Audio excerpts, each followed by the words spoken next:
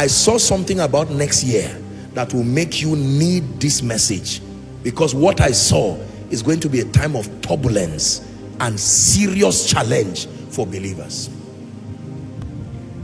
I'm not a prophet of doom. My teaching grace is enough for me like that. I mustn't prophesy. But if I open my mouth and I tell you something, you just believe it. So don't ignore when you see God bring things like this. He's redeeming the future. There is something he has seen. You see that now? I saw many people folding their companies, and people, both father and mother, losing jobs at the prime, not even knowing what to do. PTA meetings happening, and teachers are saying, you cannot drive our children. Why don't you structure the payment? When I saw that thing, my heart, I said, God, what is the meaning of this? I'm not a prophet of doom, and as I respect God and I respect myself and I respect your trust for me. So if I stand here and I tell you things, especially I'm prophesying, I make sure that I know what I'm saying. When God shows things like this, it's not to put fear, but he's showing it so that believers can be prepared. Now you have something on ground.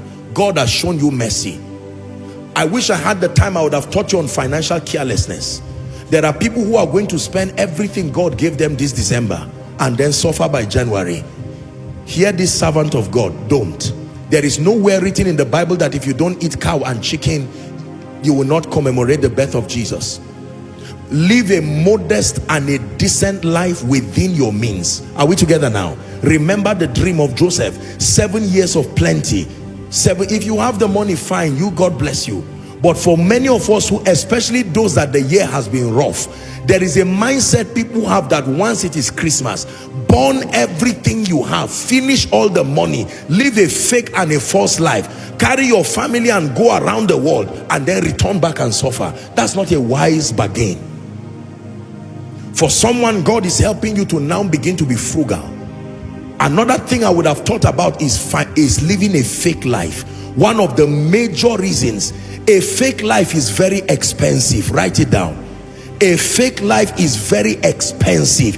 It takes so much to fund a fake life, and once you start, you must maintain it. A fake life is very expensive.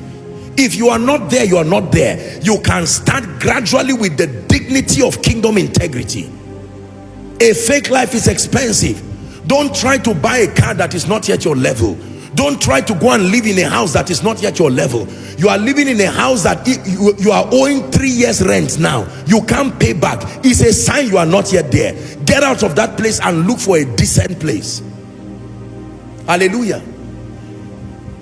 There are some of us, you do not yet have the means to start gathering people and celebrating elaborate birthdays, elaborate occasions. No, be patient.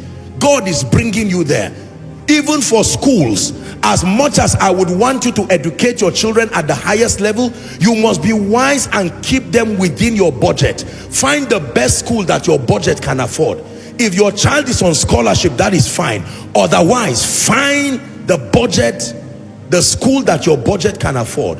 But by all means, Koinonia, please hear me. Great disaster is going to befall many. And there are many who will begin to tour the corridors of compromise because of this finance thing. I shall not want is not just a prophetic declaration. It is a declaration that comes with responsibilities.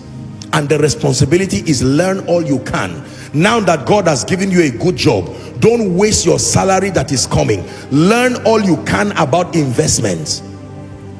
Are we together now? Meet intelligent people with integrity who know what they are saying. Not people playing games all around, the internet, deceiving and fooling people. Don't fall prey to some of these things. Seek counsel.